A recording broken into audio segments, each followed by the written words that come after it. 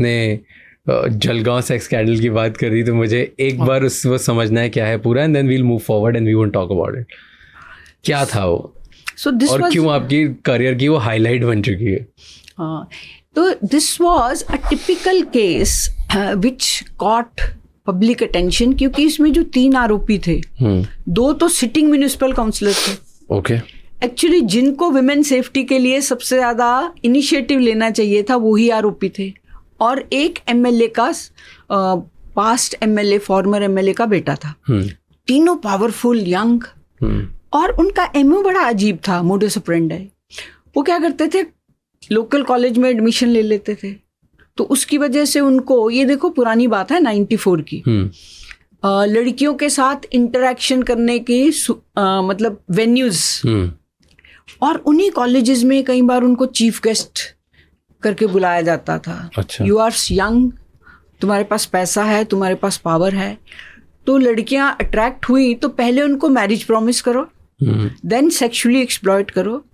और फिर उन्होंने ना, एक तिरुपति लॉज थी, वहाँ पे एक वीडियो लगा रखा था, that whole act of sexual intercourse वो रिकॉर्ड करो, फिर लड़कियों को ब्लैकमेल करो and force them to have sexual relationship with friends. और लड़कियां इसमें इतनी ज़्यादा फंस गई कि उनको समझ ही नहीं आ रहा था कि बाहर कैसे निकलें. इतनी ज़्यादा एक्सप्लॉयटेशन हो गया. और उस टाइम महाराष्ट्र में लेडी ऑफिसर्स थी नहीं. मैं बाय चांस सीआईडी में पोस्टेड थी, तो मुझे वहाँ जब भेजा गया तो एक्चुअली मेरे जो बॉस थे उन्होंने कहा तुम शहर में मत रहो, शहर में अगर रहोगी तो लड़कियाँ नहीं आएंगी. तो शहर से बाहर मुझे एक वो दे दिया गया. क्यों नहीं आएंगी लड़कियाँ शहर में? क्योंकि उनसे डरती थी, लोकल लीडर से डरती थी. और लड़कियाँ ऑल्सो, उनका मेन ये कहना था कि हमारे पेरेंट्स हमें केस नहीं दाखिल करने देंगे. वो भी सही था. तो ये केस स्टार्ट कैसे हो, पता कैसे चला कि ये हो रहा है? पर अचानक मीडिया में कोई बोला, नाम वाम तो आया नहीं, तो इतना ज़्यादा हंगामा कि 100 से ज़्यादा लड़कियों का एक्सप्लॉयटेशन हुआ है.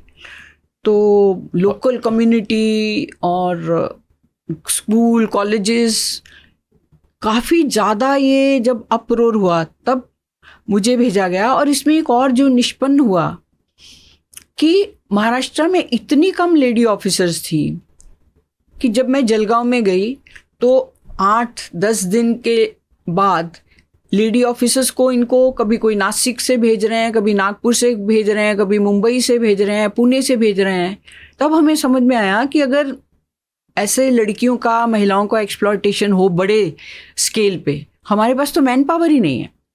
तो इसलिए एज ऑफ टुडे महाराष्ट्र में और rest of the country 25 to 30% reservation है फॉर विमेन इन पुलिस. पर as of today less than 12% तक हम पहुंचे हैं. अनदर 10 years जब 30-33% हो जाएंगी महिलाएं, तो पुलिस स्टेशन का प्रोफाइल बदलेगा, शायद क्राइम रिपोर्टिंग और बढ़ जाए. तो आप लोग जो हैं, आप लोग तो क्रिटिसाइज करेंगे कि महिलाओं के अगेंस्ट क्राइम बढ़ा है, बट अगर रिपोर्टिंग बढ़े दैट्स अ गुड साइन.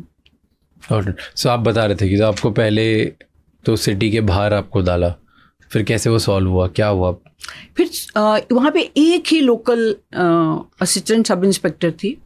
वो जाती थी स्कूल कॉलेजेस में से, तो काफ़ी लड़कियाँ बोलती थी कि हमारे ऊपर ही अत्याचार हुआ है, पर आती नहीं थी. फिर आस्ता आस्ता आने लगी, क्योंकि उनको लगा कि यहाँ तो कोई देख नहीं रहा है, तो चुपचाप आ जाती थी, बैठे रोती थी, बताती थी कैसे हुआ.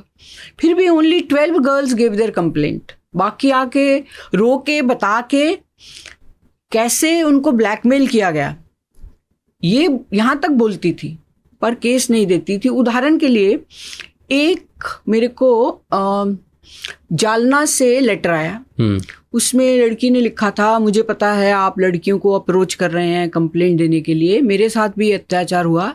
मुझे ये भी समझ में आया है कि मेरी फोटोग्राफ्स, वो उनकी नेकेड फोटोग्राफ्स लेते थे और वो थी हमारे पास.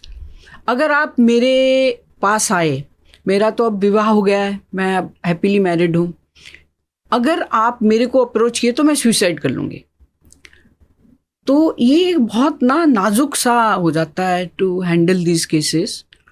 तो हम सिर्फ 12 केसेस ही कर पाए इसमें दाखिल.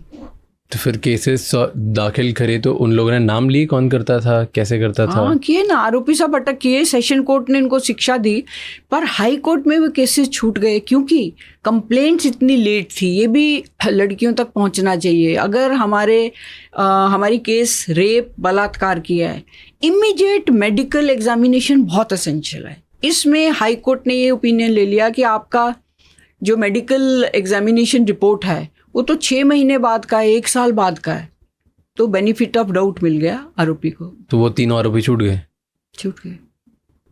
अच्छा, बाय द वे आज भी मेरे पे एक केस, उन्होंने फिर मेरे पे केस कर दिया, मेरे पे और ऑफिसर्स पे एक पेंडिंग है, फॉल्स एक्यूजेशन।